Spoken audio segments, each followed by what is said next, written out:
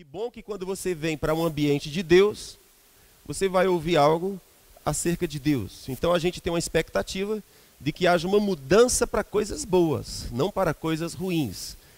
Mas eu lhe digo, nós temos estado em aconselhamento e temos visto tantas pessoas e normalmente quando elas entram em lugares ruins é porque elas cederam o ouvido para ouvir informações ruins.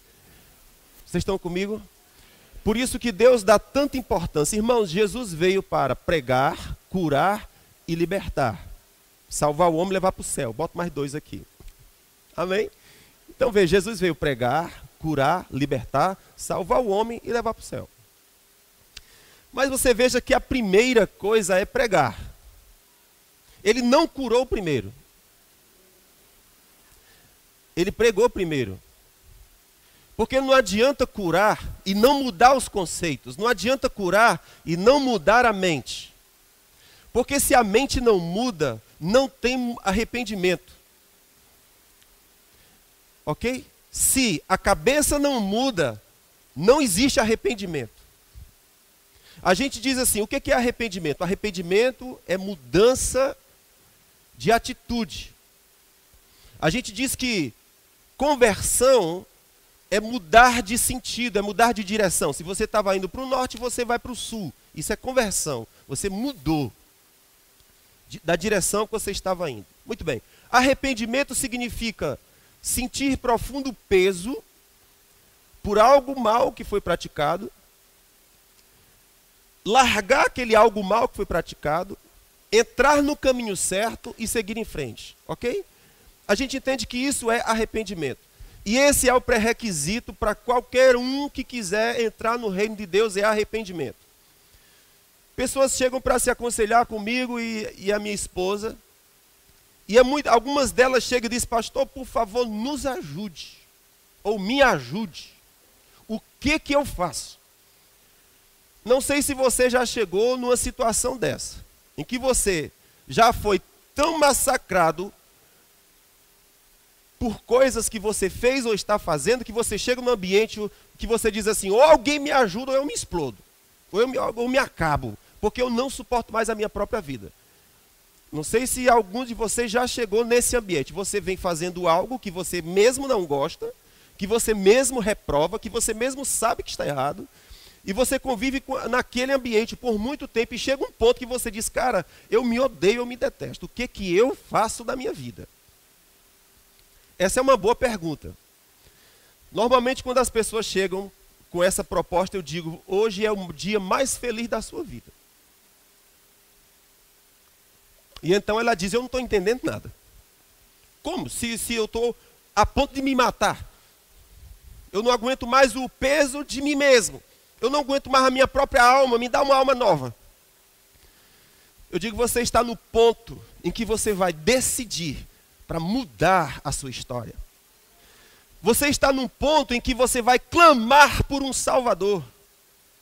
Porque uma pessoa só vai saber o valor de um médico quando ela está doente. É ou não é?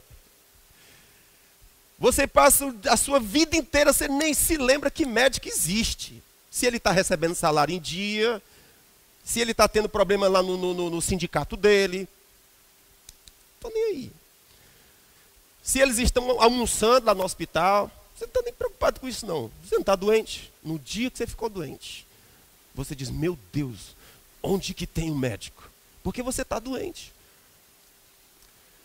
Então quando a pessoa chega naquele ambiente que você não aguenta mais, é que você vai clamar por um Salvador. É nesse ambiente que você não se suporta mais, que você está tendo uma chance de clamar e Deus te ouvir. Porque até aquele dia você tinha vivido como se ele não existisse. Como se sua alma não fosse importante. Você trabalha, você come, você estuda, você faz tudo, menos vir para a igreja. Menos buscar Deus. Você tem tempo para tudo. Hoje mesmo eu estava falando com um homem, eu disse aí sem vergonha, vem cá, vá para a igreja hoje. Aí eu digo, falo contigo porque tem liberdade, vaso. Mas eu falei com ele desse jeito: não, pastor, é porque eu estou assim meio gripado. Eu digo: e você passou a semana sem trabalhar? Não. Você foi trabalhar? Foi. Então é sem vergonha isso. Não vai para a casa de Deus porque não quer. Estou errado nisso? Alguém faltou ao colégio porque estava gripado?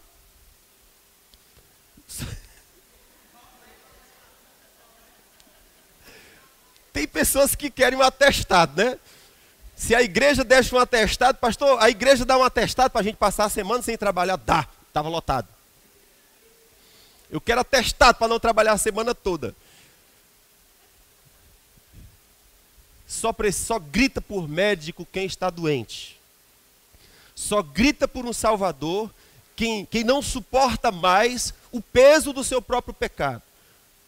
Então, quando aquelas pessoas chegam e dizem: pastor, cara, eu não me aguento mais. São pessoas envolvidas com problemas de sexo, são pessoas envolvidas com problema de álcool, são pessoas envolvidas com problema de drogas. Aliás, álcool é droga. Existem pessoas que dizem: não, eu não consumo droga não. Mas bebe que é uma beleza. Álcool é droga.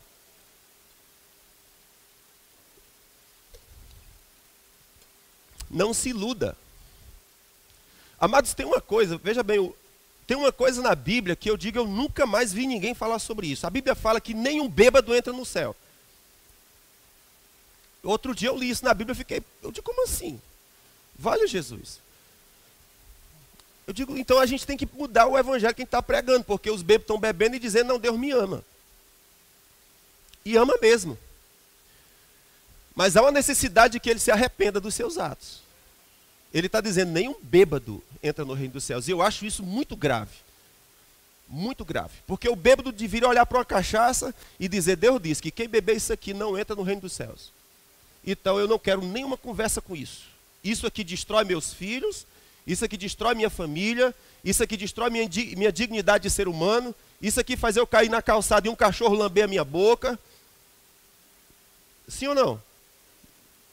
E os filhos com vergonha de passar ali, veio o pai naquela condição, a mãe naquela condição, porque hoje não é só mais pai, é mãe também. É o pai e a mãe bebendo. Antigamente só se via pai, hoje é pai e mãe. Aí você não vai mudar não? Vou não, vou beber contigo. Pronto, ferrou. É nós. Você tem uma parceira agora. E é assim mesmo, a Bíblia fala que até as mulheres deixaram o uso natural. Significa dizer que as mulheres é o último reduto. Significa dizer que os homens já vacilaram tanto, chegou um ponto que as mulheres não aguentaram mais e cederam. Porque elas aguentaram a barra durante muito tempo. E é isso que está acontecendo na nossa geração, no nosso tempo, no nosso país, na nossa cidade. As mulheres não têm mais aguentado e têm ido na onda dos homens. Mas do que é que eu estou falando? Eu estou falando sobre arrependimento. Estou falando que a gente entende que arrependimento precisa você reconhecer que está errado. Sentir a dor por aquilo que é errado. Tomar uma decisão radical com relação àquilo que está errado. Escute, se você é aprisionado em alguma coisa, não adianta você alisar porque não vai funcionar. Você tem que ser radical com aquilo. Você gosta de pornografia? Gosta, então troca o celular. Você não pode usar celular que tem acesso à internet. Tem que ser aquele que liga, só aquele que liga. Alô? Porque celular foi feito para ligar. Mas hoje a gente acessa até a NASA, se for o caso, pelo celular, não é?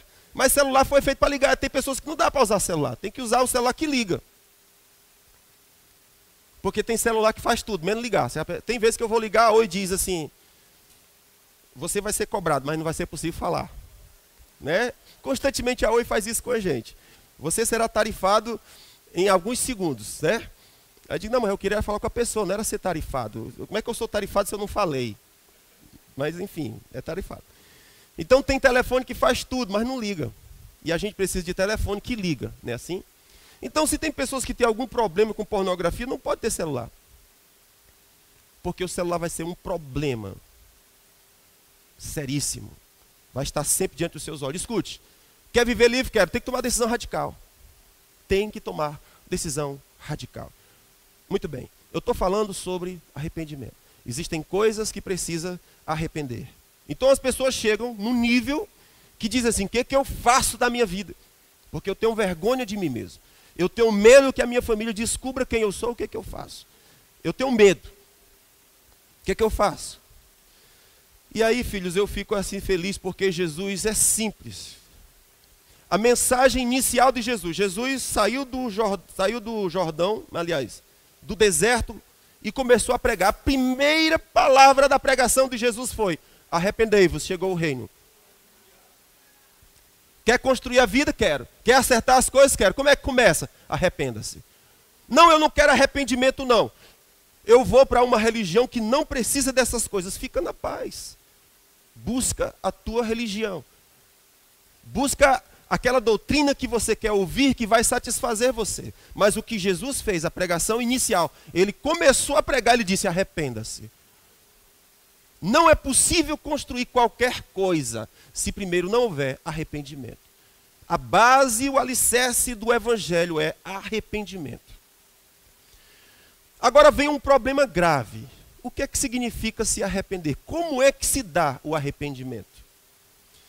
E aí, queridos, arrependimento só vem quando você tem uma revelação, um entendimento de quem Jesus é e do que Jesus fez por você.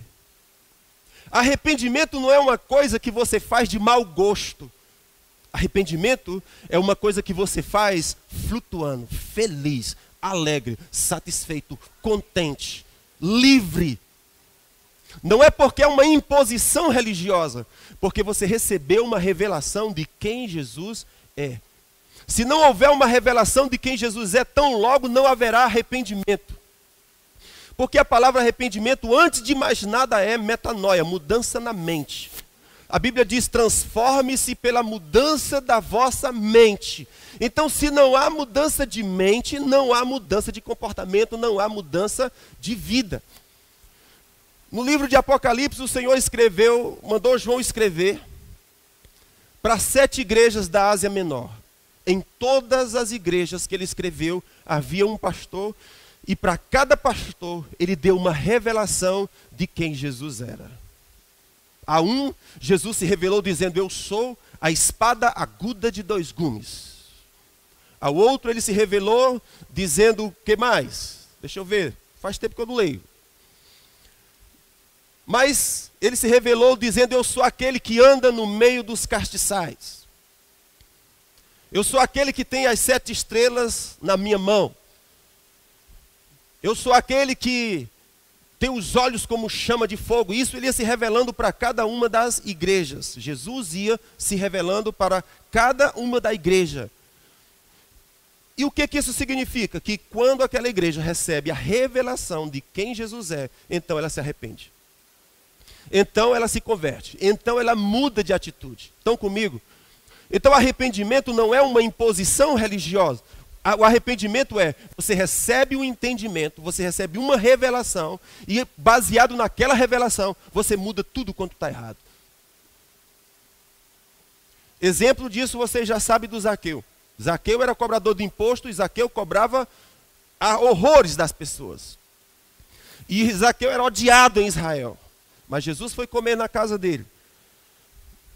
E quando Jesus estava comendo, certamente eles estavam conversando, e Zaqueu se levanta e diz: Senhor, a partir de hoje eu vou devolver 4 vezes mais, se não estou enganado, 4 vezes mais, ou 2 vezes mais, de tudo quanto eu tenho roubado.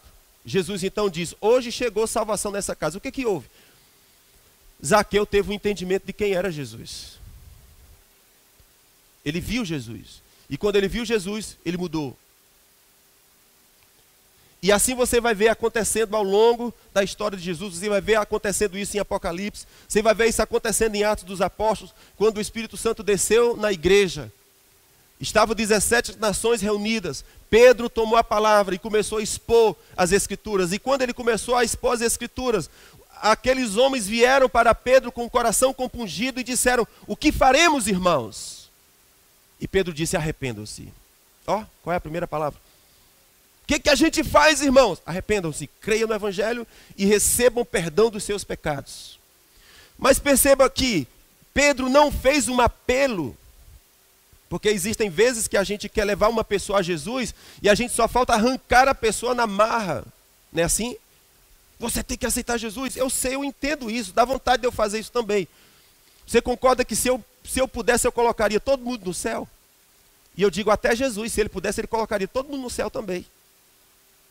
Mas a questão é que ele não pode fazer. Jesus não pode fazer. O desejo de Deus é que todos os homens creiam, se arrependam e sejam salvos, mas ele não pode fazer. Terá que ser uma decisão livre do indivíduo. Você precisa ouvir o Evangelho. Você precisa receber uma revelação de quem Jesus é e o que ele fez por você. E quando isso acontecer, não haverá quem te segure. Pessoas perguntam, pastor, o que a gente tem que fazer na igreja para segurar as pessoas? Vamos colocar aqui uma boate. Vamos colocar aqui jogo de luz, fumaça. Vamos pintar tudo de preto. Vamos colocar a programação de Jovem Rochedo aqui. Não é? Vamos colocar aqui um pastor saradão. E aí, pastor, as pessoas vão dizer que igreja top, é internacional. É nível internacional, porque o que acontece nos Estados Unidos, nós fazemos. Nós somos internacionais. Nós cantamos as mesmas músicas, nós pregamos a mesma mensagem, nós nos vestimos até igual. E aí nós vamos segurar as pessoas na igreja.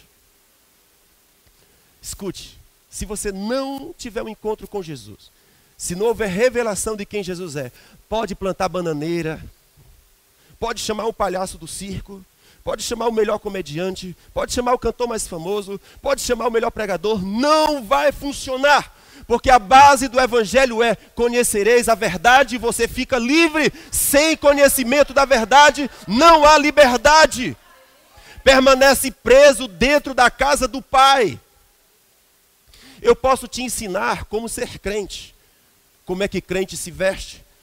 Como é que crente fala. Como é que crente anda. Eu posso te ensinar. Mas você será só uma folha seca, mantendo a forma e vazio por dentro. Agora, se eu te ensinar quem é Jesus, e você se apaixonar por Jesus, você terá vida por dentro. Então, arrependimento, antes de fazer qualquer coisa, é conhecer quem é Jesus. Sem conhecer quem é Jesus, não é possível ter arrependimento e não é possível ter mudança de vida. Todas as pessoas, elas manifestam o conhecimento que elas têm de Deus no que elas fazem. Isso aqui é importante. Repete comigo: todas as pessoas manifestam o conhecimento que elas têm de Deus no que elas fazem. Isso é terrível, isso aqui. Porque veja, vamos dizer que eu entreguei minha vida a Deus, sou de Deus, mas você continua nas práticas antigas. O que significa dizer? Que você não entendeu nada sobre Deus, que você não recebeu o conhecimento de quem Deus é. Porque o resultado imediato de quem tem uma revelação de quem Jesus é, ele muda. Metanoia, mudança de mente, vai mudar o que você faz. Por isso que eu comecei dizendo que você tem que prestar atenção quem que você escuta e o que você escuta. Porque o que você faz é só resultado daquilo que você escuta, só isso. Estão comigo?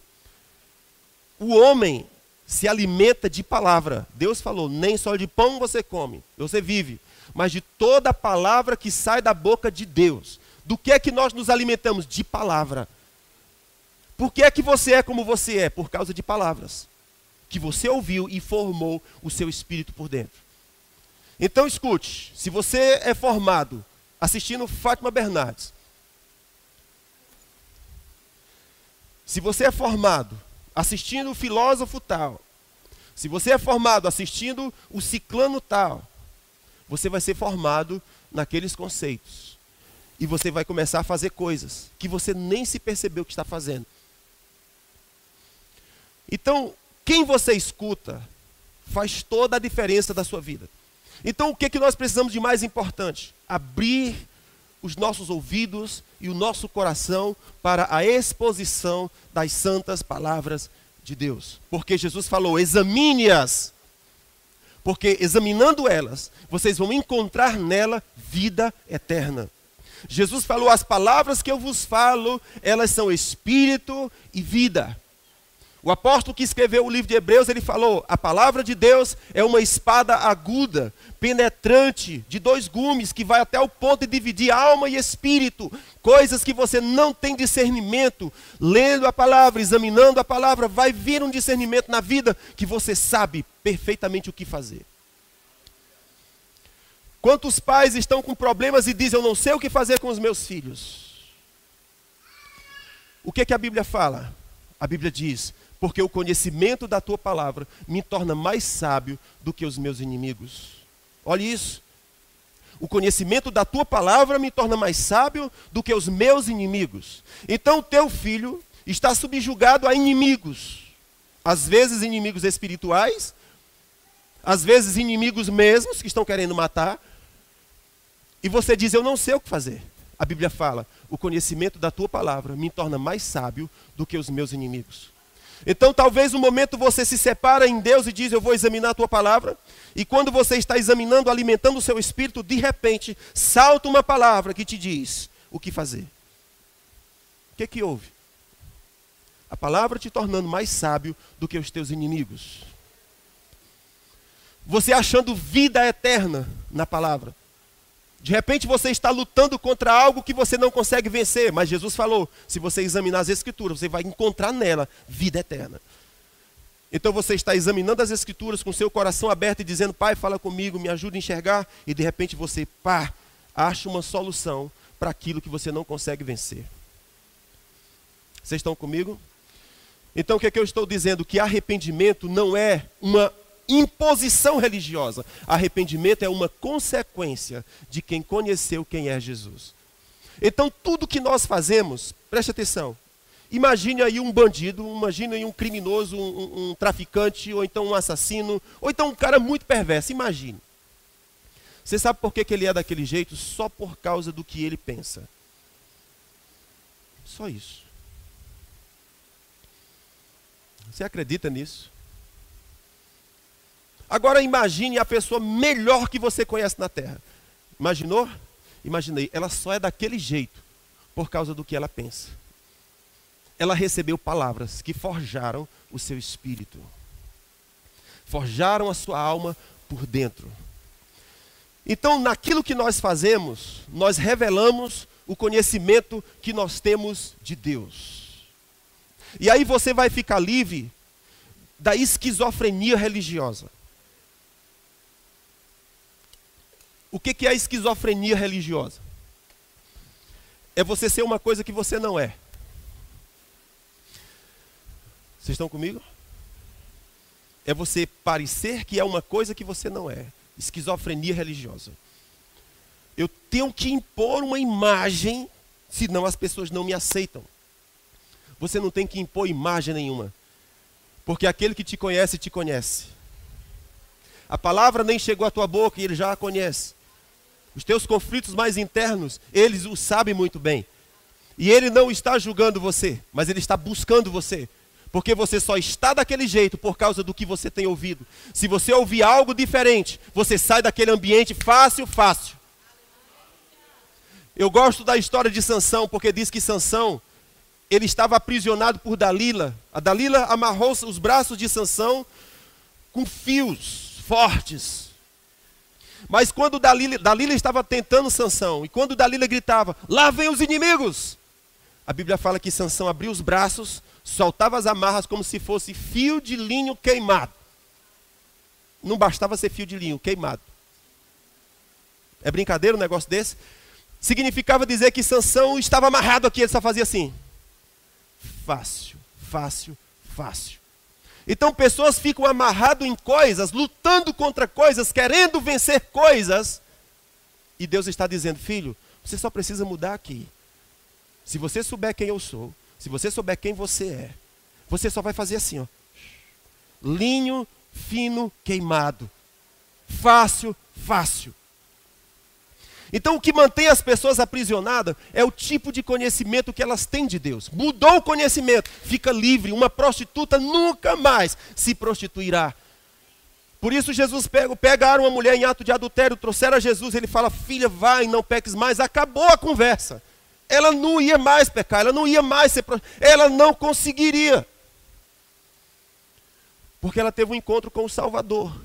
E ela viu que o Salvador não a reprovou. E ela disse, mas o tempo todo eu estava carregando um conceito de que eu era uma desgraça. O tempo todo eu estava carregando um conceito de um julgamento que eu não conseguia suportar. Uma opressão que eu não conseguia levar. Mas ela encontrou o Salvador. O único que poderia julgá-la, condená-la e pô-la no inferno. Mas ele olhou para ela e disse, filha, nem eu te condeno. Vá e não peques. Quando ela percebeu o conceito de que Deus não a reprova, de que Deus não a estava lançando no inferno, mas de que Deus estava lhe dando salvação, ela foi e não pecou mais. Vocês estão comigo? Então o que é o arrependimento? Mude o que você pensa acerca de Deus. Muito bem. Gostaria muito de compartilhar várias coisas com vocês aqui. Meu Deus, que coisa. Mas que bom que a coisa está indo no rumo que eu pretendo. Queridos, a igreja, ou os cristãos, eles têm fracassado no aspecto mais importante do relacionamento com Deus. Os cristãos, eles têm fracassado em receber a graça de Deus, em compreender a graça de Deus, em viver a graça de Deus, em desfrutar do perdão incondicional de Deus. Preste atenção nisso aqui. A igreja tem falhado nesse detalhe. Ela tem falhado em entender a graça de Deus, em receber a graça de Deus. E aqui tem um detalhe interessante, porque você não pode desfrutar de algo que você não entende. Ok? Isso é um detalhe importante. Você não desfruta se você não compreende. Por isso que nessa hora em que tem a exposição da palavra de Deus, tem pessoas que têm sono. Você sabe disso? Tem pessoas que dormem. É só você começar. Eu já disse para alguns irmãos assim, irmão, é o seguinte. Alguns chegam e dizem, pastor, eu tenho um problema de insônia. Eu disse, filha, é fácil resolver isso. Tem um rumo de sermão gravado lá na igreja, do pastor. Você pegue, bote lá no seu celularzinho, bote no ouvido, pode ouvir, 10 minutos você está dormindo feito um anjo. Existe um mistério em algumas pessoas no que se refere a abrir o ouvido para ouvir a palavra. Jesus falou assim, vede, pois, como ouvis. Vocês estão comigo ou ainda estão comigo aqui? Vede, pois, como ouvis. O que é esse negócio de veja como você está ouvindo? É a disposição do seu coração para ouvir. Tem pessoas que quando estão para ouvir a palavra de Deus, eles ficam igual aquele torcedor de futebol. Olhando assim o jogador. Vai, desgraçado, vai! Vai, não sei o quê. Dá para ele, passa a bola, passa! Não é? Ele vai chutar, ele vai chutar, ele vai chutar, ele vai chutar. Não chutou. Então ele fica numa expectativa de não perder nenhum lance. O coração dele está absolutamente entregue naquilo ali, completo naquilo ali. Jesus está dizendo, veja como você ouve a palavra de Deus. Veja qual é a sua disposição, a disposição do seu espírito para receber da palavra de Deus. Porque ele falou assim, dependendo da disposição do seu espírito, você vai ter em acréscimo. Ou então você vai ser roubado. O que significa isso? Que quando você se expõe para ouvir a palavra de Deus, a sua fé pode aumentar. Suas convicções podem ficar mais fortes. Ou então você pode perder aquelas que você achava que cria. E por quê? Porque o seu coração não desejou, o seu coração não quis a exposição das Escrituras. Então Jesus fala assim, olhe, Mateus capítulo 13, ele fala assim, se você ouvir a palavra e você não compreender, vem o maligno, o anjo mau, e rouba do coração a palavra que foi semeada e você não compreendeu. Agora a pergunta é, não compreendeu porque o pregador explicou mal? Ele disse, não, é por causa da atitude do coração. Então não teve a atitude do coração certo, Deus enviou a sua palavra e eu não a compreendi porque eu não apliquei o meu coração para compreender aquelas coisas. Preste atenção no que eu vou dizer. Teve casos, inclusive nesse Mateus capítulo 13, teve casos que Jesus explicou as Escrituras. E os discípulos disseram assim, Senhor, por que é que o Senhor está falando por parábolas? Por que é que o Senhor não fala logo às claras? Aí ele diz assim uma coisa fantástica. Ele diz assim, eu falo para que ouvindo ouçam e não entendam. Como assim? Eu falo para que ouvindo ouçam e não entendam. Estranho isso, vocês concordam comigo? Sabe por quê? Porque se o seu coração não quer receber, fica de boa. Algumas vezes a gente oferece Jesus para as pessoas e elas ficam esnobando. Eu vou ver se eu quero, assim. Jesus, como assim, cara? Não estou entendendo. Depois eu vejo aí, se eu quero ou não. Eu digo, Jesus Cristo, percebe a quantidade, o absurdo da nossa cegueira. E Jesus então respondeu para o discípulo, Senhor, por que é que o Senhor fala por parábola? É para que eles ouçam e não entendam. Mas quando ele chegava em casa, ele dizia, senta que lá vem a história. Você acha que não acontece assim comigo também? Acontece. Acontece. Se tem uma coisa que eu fico indignado, está aqui minha família que sabe, eu estou expondo as Escrituras, eu estou percebendo a unção de Deus fluindo, e pessoas chegam e fazem pouco caso. Meu amigo, eu fico louco. Eu paro na hora de falar. Você é orgulhoso? Sou não. Simplesmente você não entendeu que o céu estava falando e você nem tchum para aquilo. Jesus fechava a boca. Jesus, por que você está falando por parábola? Para que eles não entendam. E quando ele chegava em casa, disse, agora sente. Porque os segredos do céu são para os filhos. Aquele que tem sede, aquele que deseja, aquele que quer. Você sabia que muitas coisas que o Senhor começa a fluir aqui tem a ver com a sede do seu coração? Às vezes a mensagem muda de direção só para o Senhor alcançar uma pessoa. Uma pessoa. Eu estou aqui com o meu sermão preparado, prontinho, e o meu coração começa a queimar em outra direção. E às vezes as pessoas dizem, pastor, tu pregou 4 sermões na igreja. Teve um tempo aqui que eu estava pregando nos avisos. Eu começava a dar um aviso e de repente eu estava fluindo na palavra e os irmãos começaram a se queixar. Fechou a fonte, tem mais não. Eu vou dar os avisos agora do aviso, tem mais não, a pregação no aviso. Porque o pastor prega no aviso, o pastor prega no seu... Mas eu percebi que tinha graça. Estava fluindo. E aí quando foi outro dia eu estava ouvindo um depoimento da igreja na China, que se congrega em cavernas, que faz culto 4 horas da madrugada para não ser pego. Que hora o culto? 4 da madrugada. Nós estávamos fazendo uma pesquisa aqui. Qual é o melhor horário que você quer o segundo culto na igreja? 9 da manhã, 4 da tarde. Teve alguns que ainda ficaram assim.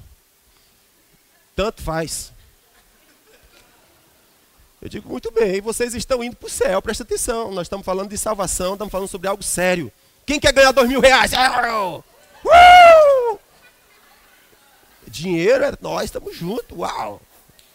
E no que se refere ao céu, no que se refere à eternidade, no que se refere àquilo que realmente importa, dinheiro vai ficar, prédio vai ficar, carro vai ficar, tudo vai ficar. E a eternidade?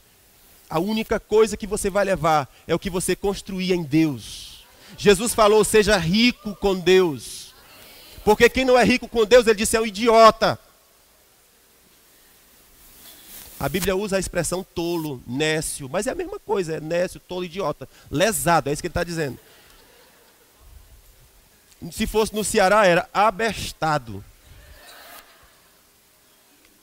Ou seja, pessoas que não são ricas para com Deus, leva toda a sua vida construindo na terra, e diz, você é um abestado. Ele está falando assim, com toda a humildade do meu coração, estou dizendo, você é tolo. Porque, querido, fechou os olhos. O que as pessoas vão reclamar? Poxa, eu deveria ter feito. Vocês estão comigo? Então, muito bem. A igreja na China, culto 4 da tarde, da madrugada. 4 da madrugada. Na caverna. Aí teve uma vez que um pregador foi para a igreja da China. E os irmãos chegaram então, eles se reúnem em fazendas distantes. Fazendas distantes. A galeria lá é como se fosse aquele estábulo. Os caras sobem no estábulo lá em cima, junta aquela ruma de gente. E é tanta gente que não dá para sentar, fica todo mundo em pé. Tudinho. Chegaram para o pregador e disseram, pregador, o senhor pode pregar? Aí disse, quanto tempo eu tenho? Aí o homem disse, de 8 da manhã às 7 da noite tá bom. Mas você quer quantos horários de intervalo? Não, de 7 às 8 tá. Mas não tem que parar para o povo almoçar. Não, assim, de 7 às 8, bom demais. E o senhor quer que a gente pregue sobre o quê? O senhor quer que eu pregue sobre o quê? Ele disse, de Gênesis a Apocalipse. Pregue tudo, pastor. Terminou 8 da noite. Quando foi no outro dia, eles chegaram e disseram, pastor, o que foi? O senhor não fica constrangido não, mas o senhor poderia pregar de novo? Ele disse, e qual é o tempo que eu tenho? Ele disse, de 8 da manhã às 7 da noite. O senhor poderia? Posso, irmão. Pregou lá, pá. Terminou-se o segundo dia, chegou o terceiro. O senhor não se aborreça conosco não, mas o senhor poderia pregar para nós de novo? Aí disse, quanto tempo eu tenho? De 8 da manhã às 7 da noite, tá bom. O cara que viu o documentário, ele disse, uma coisa que eu estranhei lá é que não existe mensagem menos de 4 horas. Só a palavra. Pergunta se tem ar-condicionado. Pergunta se eles estão sentados. Não. E a maioria dos pastores são jovens que nem você. Não são senhores, são jovens de 20 anos. E meninas de 20 anos. Tocando fogo num país onde é difícil o evangelho. Diz que hoje eles pararam de perseguir os cristãos, estão perseguindo os pregadores. Porque são eles que abrem as igrejas, são os pastores que abrem as igrejas. A igreja estão deixando quieto, mas os pastores querem pegar. Né? Então, minha gente, Jesus falou, você tem fome da palavra? Amém? Você tem fome da palavra? Porque dependendo da fome que você tem, da exposição do seu coração que você tem, você vai achar a vida eterna. Ele falou, se vocês não compreenderem o que vocês estão ouvindo, o maligno vem e rouba a palavra do coração. E por que rouba? Porque não compreendeu. E porque não compreendeu, é porque o pregador era ruim? Ele disse, não, é por causa da posição do coração. É por causa da atitude do coração. Então Jesus fala, eu falo por parábola para que vocês não entendam. É terrível isso, não é não? Então veja, a igreja tem falhado em entender, compreender a graça de Deus. E se ela tem dificuldade em compreender a graça de Deus, ela tem dificuldade em receber. Querido, só para refrescar, o que é graça? Diga comigo, é a disposição de Deus de me amar, sem nenhum merecimento da minha parte. Isso é graça. Estão comigo? É a disposição divina de me amar sem merecimento da minha parte. Não há merecimento. Ele simplesmente me amou baseado nele próprio, não no que eu fiz, no que ele fez. Estão comigo? Então veja, nós temos falhado em entender isso. E se nós falhamos em entender, nós falhamos em receber. Se nós falhamos em receber, então nós não vivemos nesse ambiente da graça de Deus. O detalhe é que isso, o entendimento do amor de Deus, é que faz com que o pecado perca força em nós. Estão comigo? Conhecer o amor de Deus é que torna as amarras do pecado fracas. Quanto mais eu mergulho na graça, tanto mais o pecado enfraquece. Quanto menos eu mergulho na graça, tanto mais o pecado fica forte. A Bíblia diz assim: onde abundou o pecado, a graça cresceu. E onde a graça cresceu, os homens ficaram livres. Percebe? Então, quanto mais eu recebo do amor de Deus, quanto mais eu entendo que Deus me amou, independente daquilo que eu fiz. Por isso que o perdão do pecado é chamado de perdão incondicional. Ele fez por ele. Não por algo que você fez, por causa do que ele fez. Agora, qual é a tragédia que vem em consequência disso? Se eu não desfruto da graça, a consequência imediata é que eu sou um desastre em distribuir o amor de Deus para as pessoas. Estão comigo? Se eu não sou tocado e alcançado pela graça, tão pouco eu terei graça com os outros. A Bíblia diz assim: dê de graça o que você recebeu de graça. Mas se eu não recebi nada de graça, eu vou dar o quê? Não, pastor, eu recebi a graça de Deus. Recebeu ou recebeu? Sabe qual é a primeira prova? É se você tem dado graça para as pessoas. Se eu não dou graça para as pessoas, significa dizer que eu não recebi graça. Terrível isso, não é não? Então, se eu tenho fracassado em dar graça para as pessoas, em distribuir graça para as pessoas, em amar as pessoas, significa dizer que eu não fui alcançado pela graça. Por exemplo, a Bíblia fala assim: maridos, amai suas esposas, como Cristo amou a igreja. Não é assim? Esse é o mandamento que as mulheres mais gostam, e é o mandamento que os homens dizem: fala sério. Para as mulheres o Senhor disse: submeta-se aos seus esposos. E para nós o Senhor disse: amar elas. O Senhor tem noção do que o Senhor botou para nós? Para ela foi só submeter, para nós é amá-las. Claro que quando você está namorando, amar é bom demais. Concorda comigo? Levar pipe para ela, essas coisas. É bom demais. Toma aqui o pipe. Não é? É bom demais. Só que a gente não vai ficar só no pipe, a gente vai querer casar, porque a gente quer fazer coisinhas, a gente quer avançar. E aí não dá para ficar só no pipe. A gente quer casar. E só que quando a gente casa, a gente vai perceber como Deus é criativo. Não é assim? Como Deus é criativo. Pega duas pessoas absolutamente opostas, absolutamente diferentes. Um é prático e a outra sentimental. Eu sou demais. Ele não me vê, ele não me olha, ele não me dá atenção. E as lágrimas vêm aos olhos.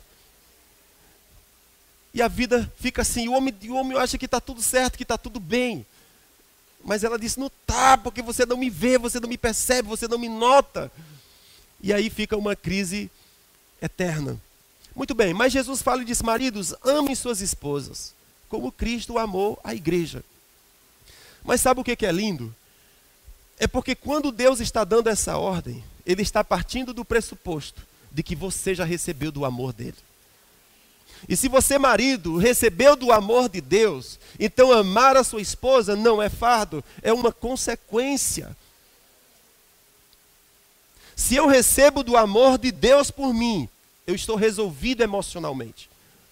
A gente diz assim: eu, marido, não amo porque o meu pai nunca me ensinou sobre o amor. E a gente vai para o nosso pai diz: e nem o meu. E a gente vai para o pai do nosso pai, e o pai diz: e o meu também não. E a gente vai perceber que ao longo da história, os homens estavam vazios de amor, mas houve um dia em que um desses homens encontrou um outro homem chamado Jesus de Nazaré. E recebeu desse Jesus de Nazaré amor incondicional. E aquilo mudou algo dentro dele. E porque mudou dentro dele, o pecado soltou as suas amarras. Ele não consegue mais viver nas suas práticas antigas. Se ele não consegue mais viver nas suas práticas antigas, ele vai mudar os hábitos com os filhos. vai mudar os hábitos com a esposa, vai mudar os hábitos no emprego, vai mudar os hábitos ao longo da vida. E quando ele perceber, a vida dele está carregada de amor. O que aconteceu? Ele recebeu graça. E porque recebeu graça, ele dá graça. Jesus fala, recebeu de graça, recebi. Então distribui isso. Porque esse é a proposta. A gente sabe que existe a igreja Bola de Neve.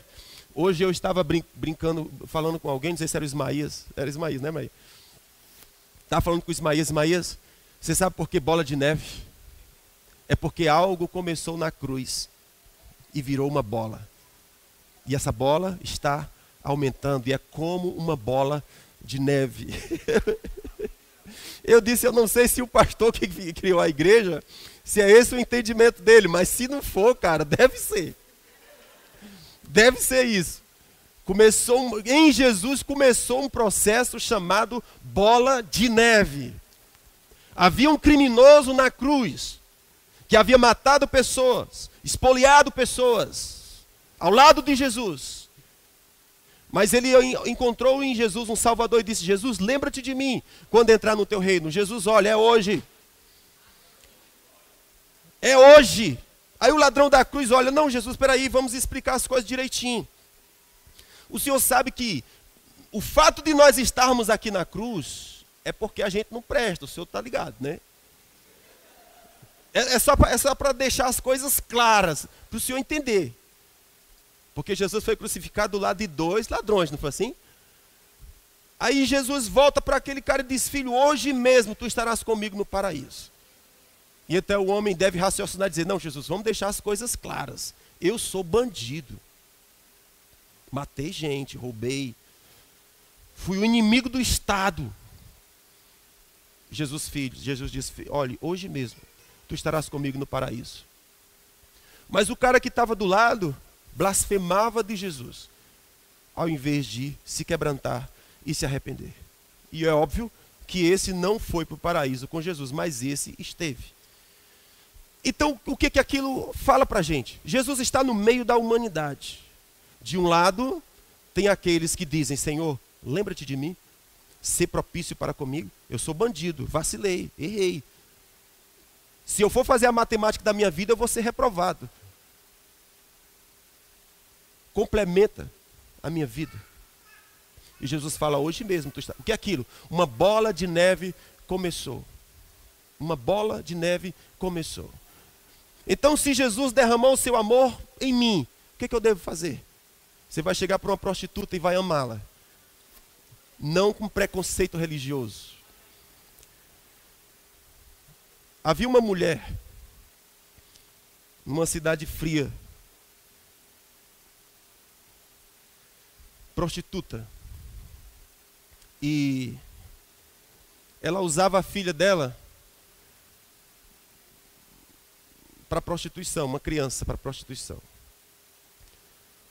Uma vez que a criança dela, para homens que queriam um tipo de sexo pervertido, no ato da criança, ela ganhava por vários dela própria. Então era muito vantajoso colocar a criança nessa vida. E ela também fazia que era para aumentar a renda. E apesar da mulher viver nessa situação, ela vivia em dificuldades financeiras muito graves. E uma certa vez um homem encontrou-a e disse, por que você nunca procurou, aliás, por que você não procurou a igreja? Porque a mulher estava passando situações bem complicadas na rua, a criança naquele estado, e o homem perguntou, por que você não busca a igreja? Ele disse, você é doido? Eu buscar uma igreja? Você está doido. A igreja é o último lugar na terra que eu iria. Você concorda comigo que isso sinaliza alguma coisa? Se nós fôssemos nos relacionar com essa mulher, qual era o nosso comportamento? Você é uma pilantra, é ou não é? Você é uma desgraçada, eu vou ligar para a polícia, é ou não é? Eu vou entregar você para o juizado menor. A gente não ficaria numa crise, não? A gente entraria em crise, é ou não é? O que eu faço nessa situação? Eu ligo para o juizado de menores. O que eu faço? E esse é o dilema que a igreja se encontra. começou um processo de bola de neve na cruz, que é buscar aqueles que estão destroçados. Existe algo aqui acerca que a gente pode aprender com a filosofia do médico. O médico tem algo muito interessante, que é assim, o médico, ele não julga. Vocês concordam comigo? Vocês compreendem o que eu digo? O médico, ele não julga. Pensa numa profissão extraordinária, é um médico. Aconteceu um tiroteio. Tem até umas questões quando a gente vai para o médico, que os cidadãos ficam... Vem para cá, Ministério do Louvor. Os cidadãos ficam irados, porque às vezes está lá um ancião na fila, está uma senhora na fila, que está ali já há 2 horas. Aí uns garotos daqueles bem legais resolveram fumar maconha, beber cachaça, fumar coca, tomar sei lá o que é que faz, se fuma, se cheira. Ficaram muito doidão, brigaram, esfaquearam um ao outro. Quando ele chega, o que acontece? Aquele cidadão lá que está há 2 horas, fique aí. Quando der tempo eu te atendo, não é assim? Mas os garotos que estavam tão ocupados, eles vão ter prioridades, vão ser atendidos com prioridade. E aí quando você chega diante do médico, o médico não vai perguntar, escute, o que você andou fazendo nos últimos 30 dias? Tem obedecido papai e mamãe? Não? Cadê suas notas no colégio? Você tem se comportado, tem dito palavrão? O médico não faz isso, concorda comigo? Está doente? Está. Qual é o seu trabalho? Médico. O que você faz? Cura. Cura. Cura.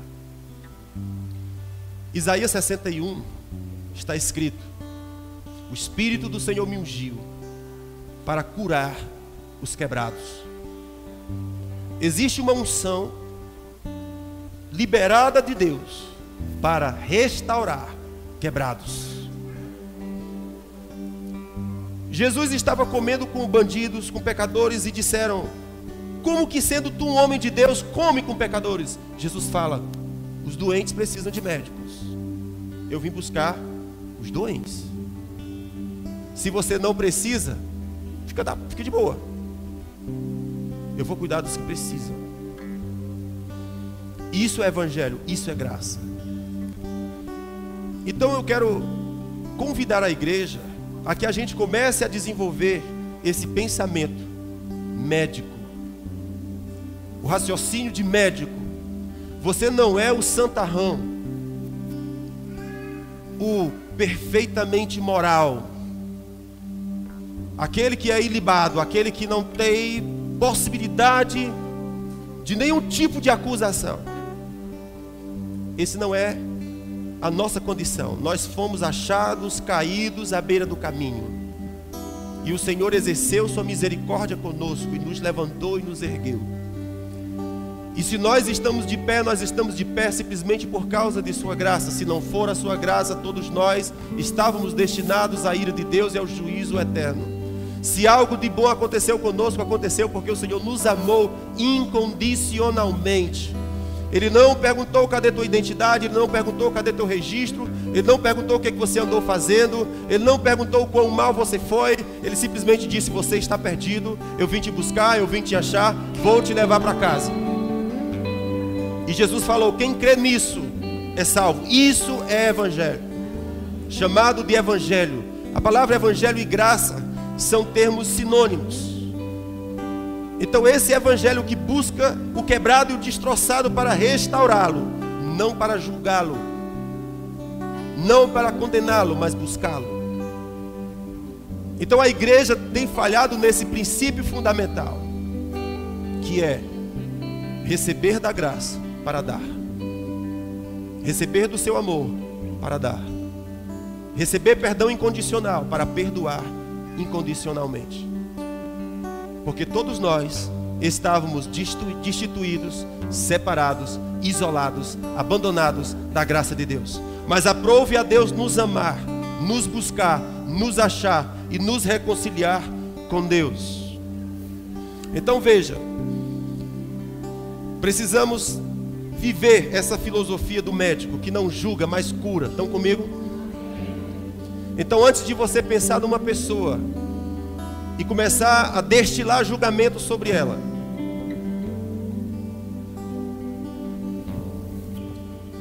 seja um doador de graça. O médico não pergunta o que você fez, olha para a ferida e cura. E olha que o paciente tem um detalhe interessante. O paciente tem que confiar no médico. Vocês estão comigo? O paciente que entra numa clínica, que entra numa sala de medicina, tem que confiar no médico. Se você é um doente espiritual e você precisa de um médico chamado Jesus, primeira coisa que você precisa, confie no médico. Amém? Jesus falou, se você crer, você será salvo. Está doendo, está ferido, está. Você sabe o que fazer? Sei não, vem para o médico. Confia no médico. Se o médico passar veneno para nós tomarmos, é capaz da gente tomar. Não é não? Porque a gente confia no médico. Agora tem um detalhe interessante. Se você confia no médico, faça o que o médico disse para fazer. A prova de que você confia no médico é fazer o que ele mandou fazer. Se você não faz o que o médico mandou fazer, significa que você não creu. Aquele médico não sabe o que está dizendo, não. Aquele é um garotinho, acabou de se formar. Então você não toma, você não creu e por isso não toma o medicamento. Então escute, Jesus falou, não importa onde você andou, não importa o que você fez, Deus te ama incondicionalmente. Se você tiver revelação do amor de Deus, aquilo que te amarra, não amarra mais. Aquilo que te prendia, não prende mais. Solta como se fosse fio de linho queimado. Perde absolutamente as forças. Nunca foi plano de Deus que os seus filhos andassem aprisionados em coisa alguma, mas absolutamente livres.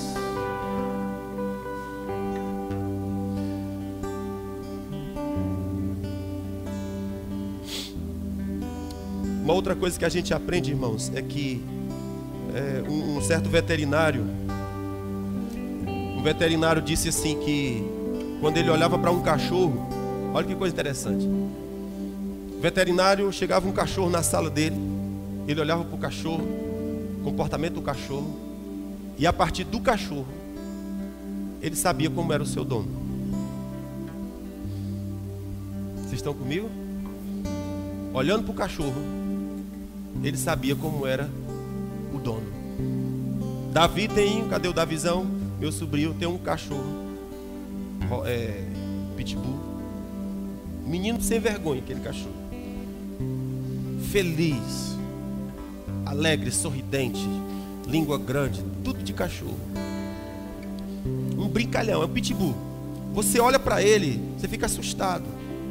Nossa, tu é doido, a mandíbula do bicho é uma coisa monstruosa assim. Mas quando você se aproxima dele e brinca com ele, vê que ele é um moleque, não é? A gente dá de mãozada assim nele, bicho gostoso. Você sabe que coisas gostosas a gente quer bater, não sei por que isso, né?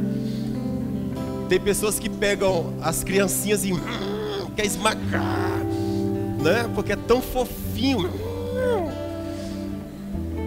Dá uma coisa, né? Quando você vê uma coisinha fofinha. Assim acontece com o cachorro do Davi. Coisa fofa. Mas existem outros que você olha para o pitbull e você se aproxima dele, você fica logo assustado por conta da ira, por conta das reações que o cachorro tem. Não tem nada a ver com o cachorro, tem a ver com o dono do cachorro. Mas o que a gente aprende com isso? A pergunta é, se um cachorro diz como é o seu dono, a pergunta é, se as pessoas me observarem, o que eles vão dizer acerca do meu dono? Eu tenho mordido pessoas? Eu tenho mostrado os meus dentes para as pessoas. Eu tenho mostrado o quanto eu estou irado, o quanto eu sou maltratado, o quanto eu estou cheio de ira e revolta. E que, portanto, a única coisa que eu sei dar para as pessoas é o que eu tenho recebido. E é mesmo assim. A gente só dá o que tem, é assim? Não é possível nós amarmos as pessoas se nós não recebemos amor. Então, qual é a grande falha da igreja que eu estou falando hoje? A igreja tem falhado em entender a graça de Deus, tem falhado em receber a graça, tem falhado em viver a graça e tem falhado em distribuir a graça. O que a gente precisa fazer? Assuma a filosofia de médico. Deus te chamou para quê? Para julgar pessoas? Não. Deus te chamou para quê? Restaurar o abatido, restaurar o destroçado. Não é chegar lá e dizer quão desgraçado ele é, mas é dizer que apesar dele ser como ele é, o Senhor o ama e veio buscá-lo. Porque todos se perderam, inclusive eu. E o Senhor me achou e mudou o meu futuro e mudou o meu destino. E eu vou dizer, eu não abro mão de você enquanto eu não ver o amor que me alcançou, alcançando você. Obviamente nesse processo pessoas vão bater a porta muitas vezes. Escute, você está chamando uma pessoa para participar da sua religião, da sua seita? Não. Você está buscando pessoas para reconciliar com o Pai. Obviamente nesse processo a igreja é um excelente lugar para você estar, para receber de Deus, para receber instrução de Deus, para viver com seus irmãos. Pessoas dizem, não quero ir para a igreja só tem gente falsa. Eu digo, então bem-vindo. Bem-vindo, porque você é falso também. Então nós somos tudo falsos.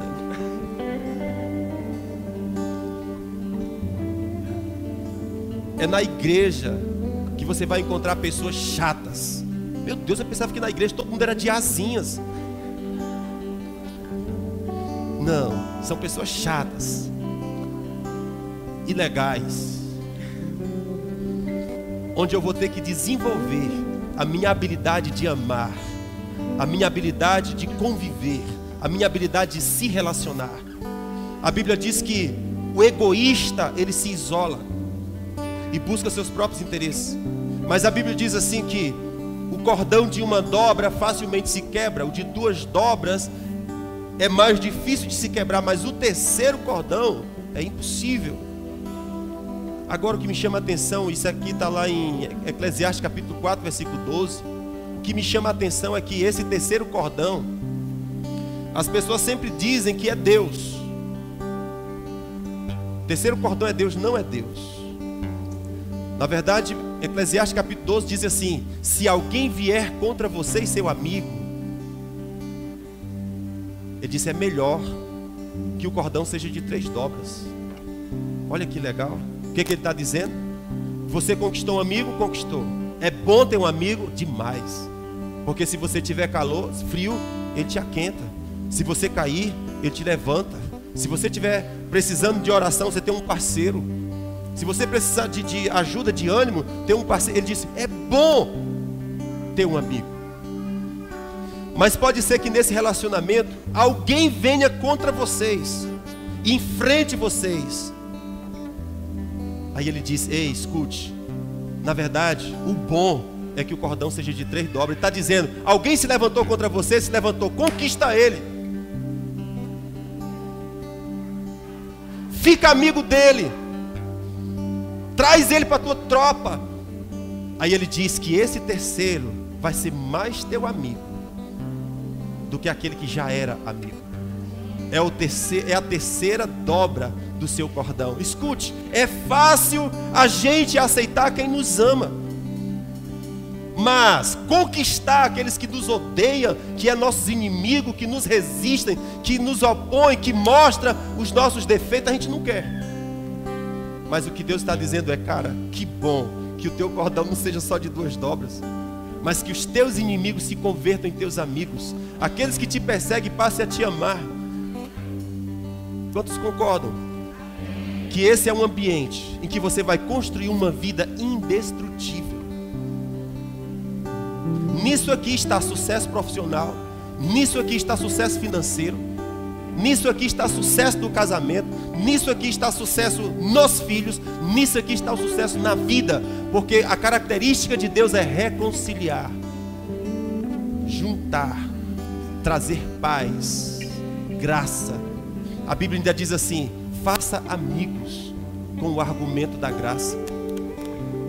Use o argumento da graça para fazer amigos, porque quando você chegar no céu, eles vão celebrar você. Teve um amigo que acreditou em mim, confiou em mim, não abandonou a mim, apesar de tudo que eu fiz e de tudo que eu fui. Então diz, quando você chegar no céu, eles vão celebrar tanto você. Cuidar dos desgraçados, ninguém quer, irmão. É ou não é? Cuidar dos desgraçados, ninguém quer. Mas Isaías 61 fala: o Espírito me ungiu para pegar os quebrados, os destroçados e restaurá-los. A pergunta é: se você quer ser um dispenseiro da graça, se você quer ser um multiplicador da graça, se você quer pegar essa bola de neve que começou na cruz e fazer com que ela aumente mais e mais. A palavra cristão significa ser Cristo. Então que tal as pessoas olharem para nós e enxergar em nós Cristo? Cristão, Cristo. Amém, queridos? Então diga: eu não vou falhar em entender a graça, receber a graça, viver a graça e distribuir a graça. Aleluia, aleluia, glória a Deus.